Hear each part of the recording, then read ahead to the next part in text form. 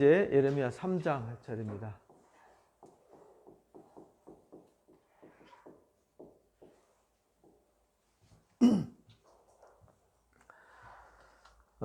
우리가 이제 1장에서는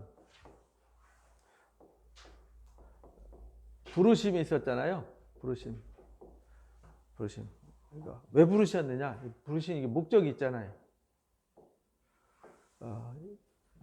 이 부르심이 요시야 왕 때부터 이제 하나님이 부르셨는데, 요시야 왕 그 예레미야 1장에 보면은 그 시기를 잘 알아야 돼요. 요시야 왕 다스린 지 13년 되는 627년에 부르심을 받아서 시드기야 왕이 죽는 때까지 이제 사역을 했다 그랬잖아요. 그 시기, 요때가 이제 바벨론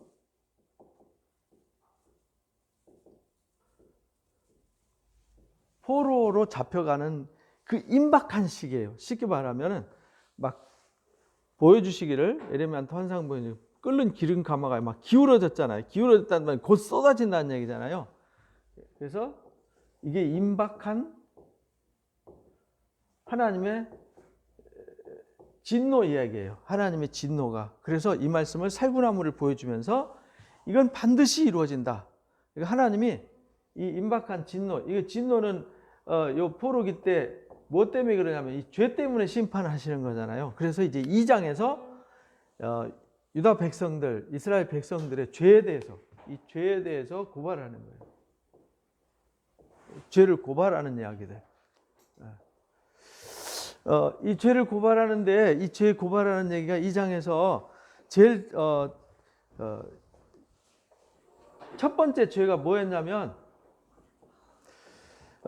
이들이 하나님의 사랑을 잊었어요.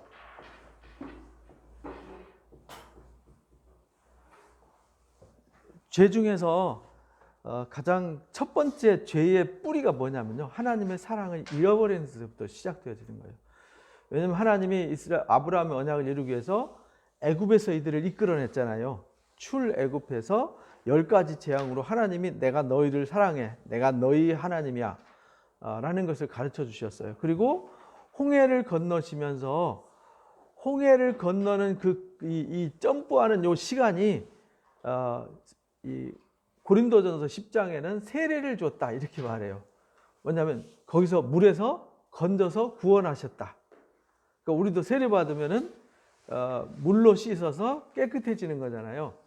그것처럼 그들을 물로 씻어서 광야로 이끌어내셔서 그들이 하나님이 되셨어요. 그래서 광야에서 그들에게 먹을 것을 주셨고, 마실 것을 주셨고, 입을 것을 주셨고, 그들이 발이 부르트거나 의복이 헤어지거나 여름에 뜨거운 태양에 말라 죽지 않고, 밤에 추위에 얼어 죽지 않고 따뜻한 사랑으로 그들을 이끌어 줬어요. 그래서 이 사랑이 출애굽 때 사랑을 말해요. 그래서 이때를 신혼기였다. 신혼기. 이게 이제 연애할 당시에, 신혼기, 연애 당시에, 청년기에 사랑을 잊었다. 이것이 첫 번째 타락의 근거였어요. 우리가 계시록 2장에서도 이제 에베소 교회가 책망받은 이유가 이게 사랑을 잊었다 그랬잖아요. 처음 사랑을 잊어버려서 책망을 받았어요. 두 번째 죄가 뭐냐면은 생수에 근원된 하나님을 버린 거였어요. 그리고 물을 저축지 못할 터진 웅덩이를 파는 일이 이제 두 번째 죄였어요. 하나님 버린 거. 버릴 게 따로 있지 하나님 버리면 안 되잖아요.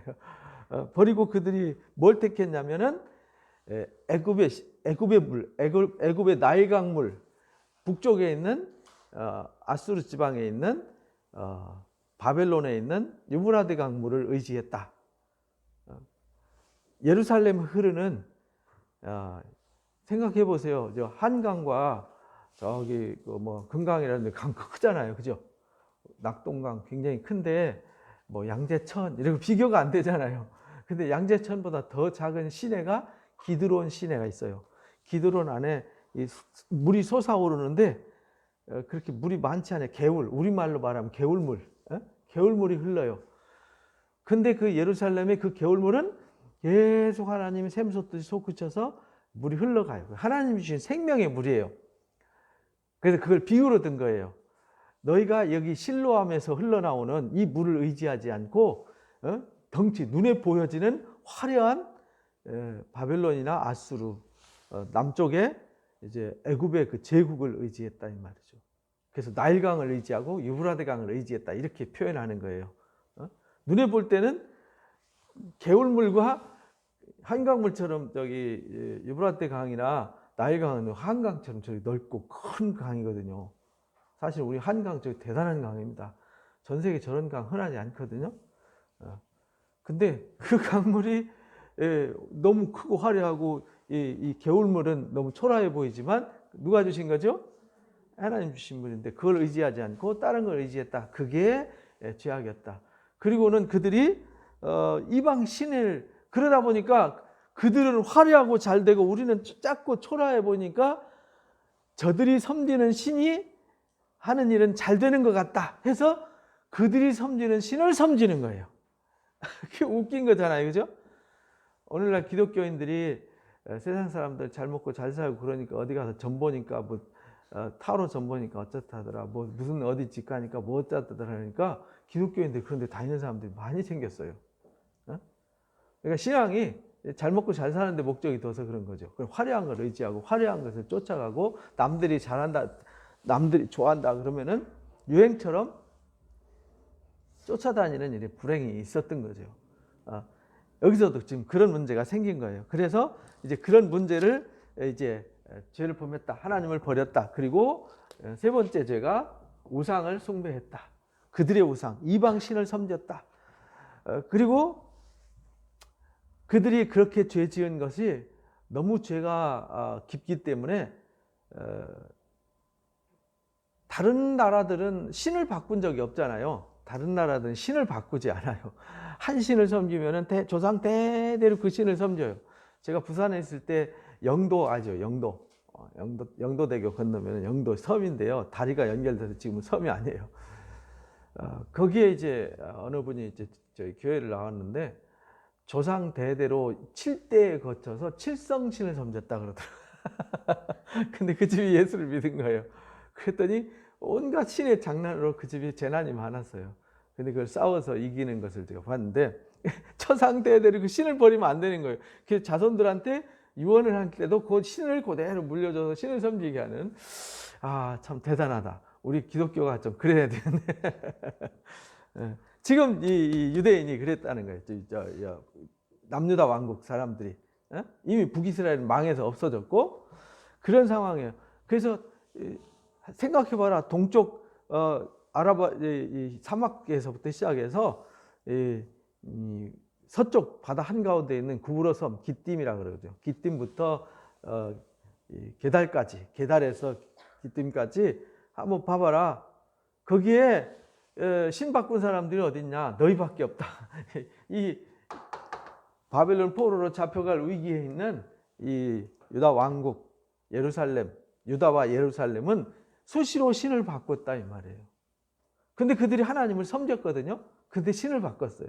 무슨 말이냐면은 이중적이었다 이런 말이죠. 하나님은 형식적으로 섬기고 오늘날 기독교인들도 교회 명찰은 달아나 놓고 출석을 하면서 사는 데는 돈이 신이고 명예가 신이고 쾌락이 신이고 자기들 좋아하는 어떤 것을 수없이 섬기는 것과 똑같은 겁니다.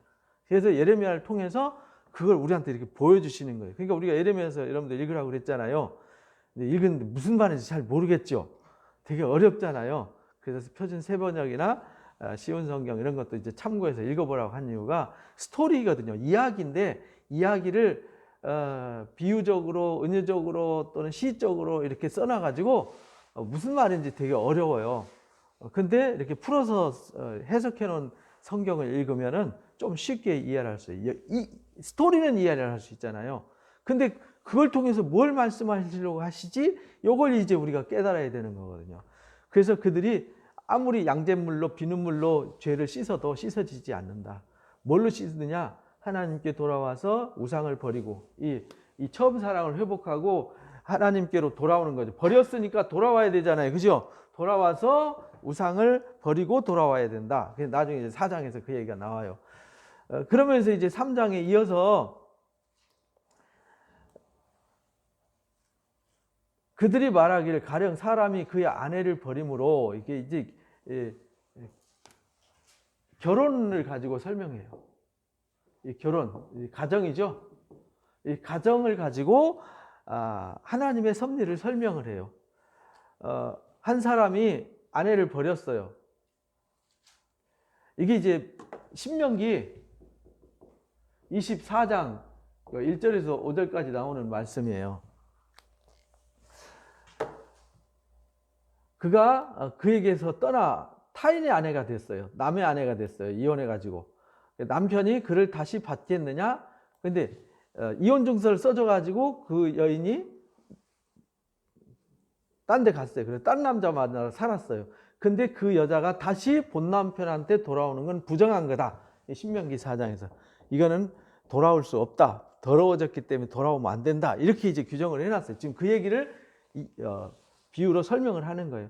그리하면 그 땅이 크게 더러워지지 않겠느냐. 그렇게 되면은 민족의 그 정통성이 그렇잖아요.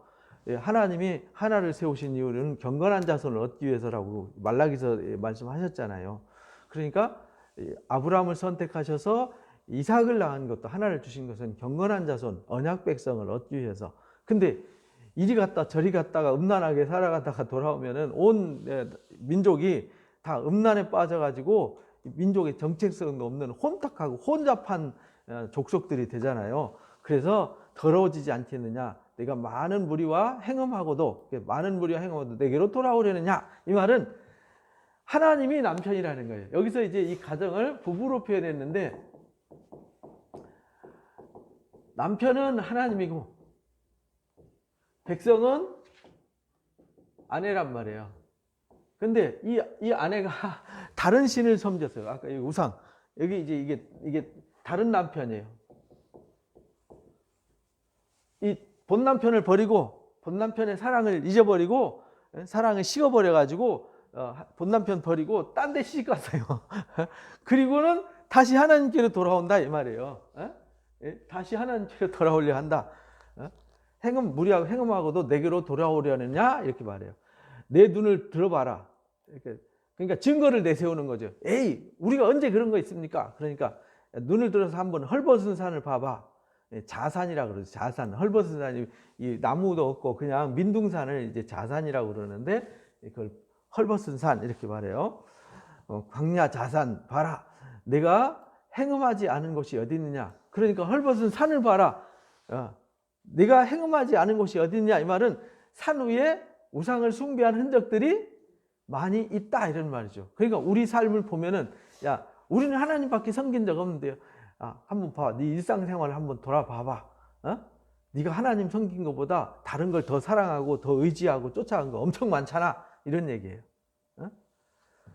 내가 길가에 앉아가지고 사람들을 기다린 것이 광야에 있는 아라바 사람 같다.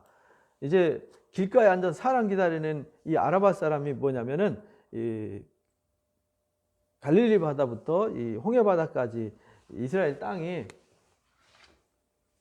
이렇게 이제 생겼어요. 여기가 이제 갈릴리 바다고요. 여기가 사해 바다예요. 그러면 이제 여기가 지중해잖아요. 이렇게 생겼어요. 여기가 푹 꺼졌어요. 여기 지중해보다 여기가 200-300m가 낮아요. 여기는 400m가 낮아요. 지구상에서 가장 낮은 동네거든요. 근데 여기는 사막이에요. 여기는 이렇게가 사막으로 이루어져 있어요. 여기도 저지대니까 사막이에요. 그 아라바 계곡에 요런 저지대에 사람들이 지나가는 길목에 이 베두인이라 그러죠. 유목민들이 숨어 있어요. 숨어 있다가 지나가는 사람 오면 덮쳐가지고 물건을 뺐다는 거죠. 그것처럼 그렇게 숨어 있는 아라바 사람 같아서 기다리고 있다가, 지나가는 사람이 있으면 기다리고 있다가 그 사람 확 잡아가지고 그 사람과 음란 행위를 했다. 그러니까 신이라는 신 쳐다보기만 하면 다 쫓아가서 섬겼다 이 말이에요. 그러니까 하나님 버리고 딴 신을 너무나도 쉽게 섬겼다. 오늘날 사람들이 하나님 떠나서 너무나도 쉽게 세상 좋은 것을 이것도 좋고 저것도 좋고 막 헤매는 것과 똑같은 모양이죠. 그 음란과 행악으로 이 땅을 더럽혔다. 그러므로 단비가 그쳤고 늦은 비가 없어졌느니라. 증거죠, 증거. 그래서 하나님이 신명기 8장 말씀에 신명기 8장과 11장에 보면은 자세히 읽어보세요. 거기 보면은 하나님이 이들이 타락하면은 하늘 문을 닫아서 뭘 안 주시죠? 비를 내려주시지 않아요. 그래서 성경 여러분들이 읽을 때 성경 역사나 예언서 읽을 때 가뭄이 있고 비가 오지 않는다. 그 말은 이미 타락해서 뭔 사건을 저질러서 하나님이 하늘문을 닫았구나. 그래서 엘리야 얘기가 나오는 거예요. 엘리야가 기도함에 3년 반 동안 비가 오지 않았고 엘리야가 기도했더니 비가 내렸고 그 얘기가 그 얘기입니다. 왜냐하면 이 땅, 이스라엘이라고 하는 땅 자체가 여기는 사막이에요. 여기는 바다잖아요. 여기도 사막이에요. 이집트. 그리고는 이 사막 바람과 지중해 바람이 만나는 지역이 여기예요. 그러니까 여기는 비가 많이 와요.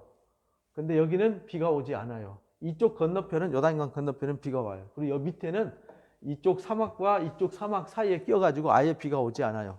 1년에 여기가 150mm, 요 끝에는 50mm도 안 와요. 10mm, 20mm밖에 오지 않아요. 그러니까 여기는 비가 오지 않는 것이죠. 그러니까 여기는 물도 저장되는 곳이 없어요. 샘만 주셨어요. 그러니까 여기는 하나님 비를 주시지 않으면 살 수 없는 동네예요. 이 이야기가 애굽에서 고센 땅, 여기 애굽 고센 땅은 물이 많았어요. 날강물 줄기가 쫙 펼쳐져서 물이 많았어요. 발로 물 대는 곳이다. 근데 여기는 물이 없어요. 이제 이스라엘 다음에 이제 안 가보신 분이 가보시면 아는데 한번 황당해요. 돌멩이하고 바위밖에 없어요. 햇빛 쨍쨍 내리쬐요. 그 흔한 시내도 없고요. 강도 없고 아무것도 없어요. 그냥 산과 돌멩이, 바위 그거밖에 없어요. 그러니까 비 안 내려주시고 이슬 안 내려주시면은 살 길이 없어요. 그래서 이스라엘 땅에서는 우리는 뭐 들판에 푸르고 뭐 겨울물도 많고 한강물도 넘쳐나고 생수 넘쳐나고 그렇지만 이 나라는 하나님이 비 안 주시면 먹고 살 수가 없어요. 이슬 안 주시면 생존할 수가 없어요. 그래서 신명기 32장에 나는 내리는 비오 아침 이슬과 같다 이렇게 설명했어요. 그러니까 이 땅에서는 물이 생명이에요. 그래서 이제 성경에 생명수 얘기가 나오는 거예요. 그냥 생명수가 아니고 왜냐하면 물이 없는데 광야 한복판에서 사막 한복판에서 여러분들 물 한 병이 얼마나 소중한지 아세요? 이 물 한 병이 금보다 귀한 거예요. 그래서 이 물을 생명과 같다. 그래서 생명수예요. 근데 이들이 그 물을 버린 거죠. 생명수 강물 대신은 지금 생수의 근원 대신 하나님을 2장에서 버렸다. 이렇게 강조한 거죠. 그래서 하나님이 그들이 타락하면요 꼭 비를 그치고 가뭄을 주셨어요. 그러면 뭐 해야 되죠? 회개해야 되는데 이들이 회개하지 않고 더 음란하게 우상을 숭배했어요. 그럴지라도 그렇게 했는데도 창녀의 낯을 가지고 수치를 알지 못했다. 수치를 알지 못하고 바알 신한테 가서 제사하고 몰록한테 가서 제사하고 아세라 신한테 가서 제사하고 이랬다는 거예요. 애굽의 신한테 절하고 바벨론 신 마르둑한테 가서 절하고 이렇게 말했다는 거죠. 내가 이제부터는 내게 부르짖기를 나의 아버지여 나의 아버지는 나 청년 시절의 보혜자였습니다. 여기 이제 2장에 나오는 처음 사랑. 그때는 하나님이 우리를 이렇게 구원해 주셨습니다. 근데 지금 우리 하나님이 함께 안 하는 것 같아. 예? 지금은 바알신이 함께 하는 것 같아. 왜? 바알신 섬기는 사람들 잘 되잖아요. 예? 우리도 그렇다 이 말이죠. 옛날엔 내가 신앙 좋았는데 지금은 딴 거 좋아하잖아요. 딴 거 섬기면서 이제 지금 그 얘기가 똑같은 얘기예요. 노염이 한없이 계속 하시겠으며 끝까지 노염을 품겠습니까? 하지 않겠느냐? 보라, 내가 이같이 말하여도 악을 행하며 내 욕심을 이루었느니라. 그렇게 하나님은 우리를 사랑하시기 때문에 진노하셔도 끝까지 안 하셔. 그러니까 괜찮아. 하나님은 우리를 여기 진노하셔서 멸망시키지 않아. 그러면서 자꾸 우상을 섬긴다는 거예요. 요시야 왕 때에 여호와께서 내게 이르시되 너는 배역한 이스라엘의 행한 바를 보았느니라. 배역한 이스라엘, 북이스라엘이죠. 여기 이제 유다 땅인데 여기가 유다 땅이에요. 그리고 여기가 북이스라엘 땅이에요. 이쪽 요단강 동편까지. 근데 여기는 우리 이제 이사야서 요즘 수요일 날 공부하는데 그 유튜브에 올려놨죠. 거기 보면은 북이스라엘 베가와 이제 아람 왕 르신이 연합해 가지고 이 남유다를 공격하는 거예요. 그때에 이 남유다가 아수르 사람들을 돈 주고 사왔어요. 그래서 세네온 삭도라 그래요. 세네온 삭도들이 이 아수르를 은고로 데려와 가지고 이들과 싸우는 거예요. 그 바람에 아수르에 의해서 북이스라엘이 멸망하고 없어져 버렸어요. 여기서 그 얘기를 하는 거예요. 너는 배역한 이스라엘, 하나님을 떠나서 우상을 숭배한 북이스라엘이 역사 속에서 완전히 소멸되어서 BC 722년에 역사 속에서 영원히 사라져 버렸어요. 왜냐하면 요 뒤에 나와요. 하나님이 이혼 증서를 써줬어요. 여기 부부는 결혼하면 영촌이잖아요. 이혼하면 어떻게 되죠?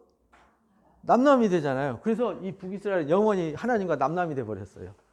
근데 이 지금 남유다는 다윗의 언약, 아브라함의 언약과 다윗의 언약 때문에 그 등불을 끄지 않겠다는 그 약속 때문에 이들이 타락해도 하나님의 은혜로 이거를 지켜주고 있는 거예요. 그러니까 하나님의 사랑이 얼마나 위대하냐고요.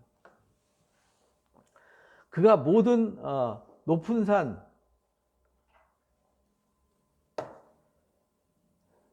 모두 높은 산에 오르며 푸른 나무 아래에서 행음하였다. 제가 페이스북에 상수리나무 이렇게 생긴 거, 우리나라 상수리나무는 어떻게 생겼냐면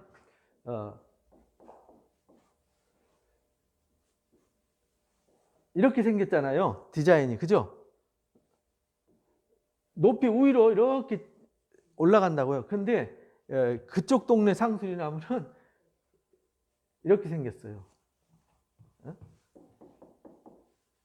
이렇게. 그러니까 이 압살롬이 말 타고 가다가 여기 걸려가지고 이제 당했던 거예요. 여러분들 그 사무엘 하에서 읽었던 얘기죠. 사무엘 하 이제 18장 19장에 보면 나와요. 말 타고 가다 여기 걸렸어요. 머리채가. 근데 여기는 말 타고 가도 걸릴 데가 없죠. 우리나라는 주로 이제 상수리나무가 음지에서 자라기 때문에 햇빛을 보려고 위로 막 이렇게 올라가요. 근데 여기는 일조량이 많으니까 위로 올라갈 필요가 없어요. 옆으로 이렇게 퍼지는 거죠. 그래서 여러분들이 이렇게 보면은 양진말에 있는 나무들은 높이 올라가지 않아요. 근데 음지에 있는 나무들은 이렇게 막 숲속에서 생존하려고 햇빛 막 안 보면 죽잖아요. 그러니까 막 위로 올라가서 키가 크는 거예요. 그러니까 그 나무 밑에서 뭐 했냐면 이 나무 밑에서 우상을 숭배했어요. 옛날에는 우리는 이해가 안 되잖아요. 우리는 우상 숭배를 어디서 하죠? 산속에 골짜기 가면 바위 밑에 막 이런 데서 주로 하잖아요. 그죠? 계곡, 골짜기, 신비한 이런 곳에 가는데 그 이스라엘은 그런 계곡, 골짜기 그런 데가 아니라 산 꼭대기 또 아니면 푸른 나무 밑에. 왜냐하면 푸른 나무는 이 풍요와 번성의 상징이었단 말이에요. 우리는 온 산이 다 나무니까 뭐 여기 가도 나무 저기 가도 나무니까 신비스럽지가 않지만 산 꼭대기에 나무 하나 딸랑 서 있으면요 그게 이제 신비함이 있는 거죠. 그래서 풍요로움의 상징이 되니까 그 밑에 가서 제사하고 거기서 우상을 숭배했어요. 그거를 성경은 하나님을 떠나서 다른 남자한테 바람 피웠다. 그래서 음행했다 이렇게 말하는 거예요. 그래서 음행, 다른 여자를 다른 남자를 쫓았다, 다른 여자를 쫓았다 이렇게 표현하는 것을 음행이라고 이렇게 표현하는 거예요. 그래서 행음하였도다.